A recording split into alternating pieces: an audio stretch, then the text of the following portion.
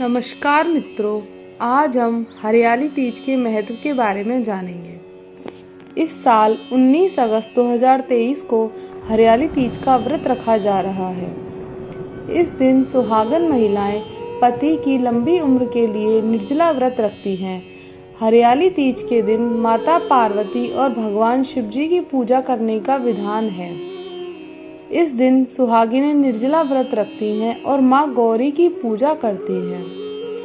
सुहागिन महिलाओं के अलावा कुंवारी लड़कियां भी सुयोग्य वर की कामना के साथ हरियाली तीज का व्रत रखती हैं। इस दिन महिलाएं 16 श्रृंगार करती हैं। इस दिन विधि विधान से पूजा करने के अलावा हरियाली तीज की कथा भी जरूर पढ़नी या सुननी चाहिए, तभी व्रत सफल माना जाता है।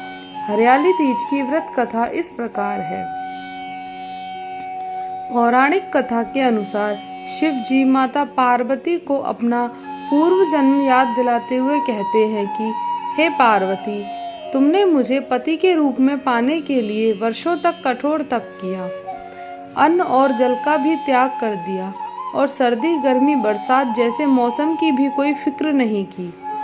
उसके बाद तुम्हें वर के रूप में मैं प्राप्त हुआ। महादेव कथा सुनाते हुए कहते हैं कि हे पार्वती, एक बार नारद मुनि तुम्हारे घर पधारे और उन्होंने तुम्हारे पिता से कहा कि मैं विष्णु जी के भेजने पर यहाँ आया हूँ। भगवान विष्णु स्वयं आपकी तेजस्वी कन्या पार्वती से विवाह करना चाहते हैं। नारद मुनि की बात सुनकर पर्वतराज बेहद प्रसन्न हुए और उन्होंने शादी के इस प्रस्ताव को तुरंत स्वीकार कर लिया। लेकिन जब तुम्हारे पिता पर्वतराज ने ये बात तुम्हें बताई तो तुम बहुत दुखी हुई। भोलेनाथ कथा सुनाते हुए आगे कहते हैं कि जब तुमने अपनी सखी को यह बात बताई तो उसने घनघोर जंगल में तुम्हें तप करने की सलाह दी।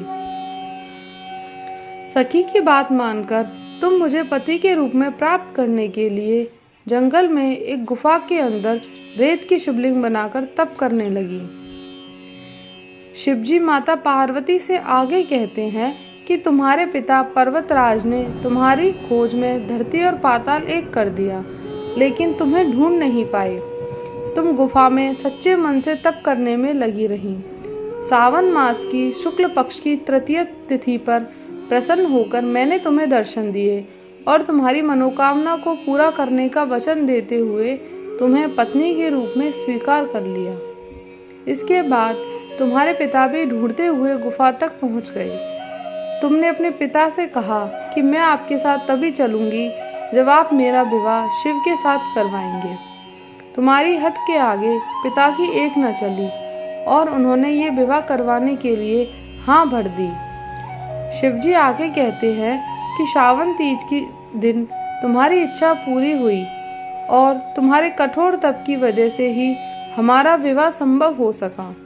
शिवजी ने कहा कि जो भी महिला श्रावण तीज पर व्रत रखेगी, विधि विधान से पूजा करेगी, तुम्हारी इस कथा का पाठ सुनेगी या पढ़ेगी, उसके वैवाहिक जीवन के सारे संकट दूर हो जाएंगे और उसकी मनोकामना मैं अवश्य पूरी करूंगा।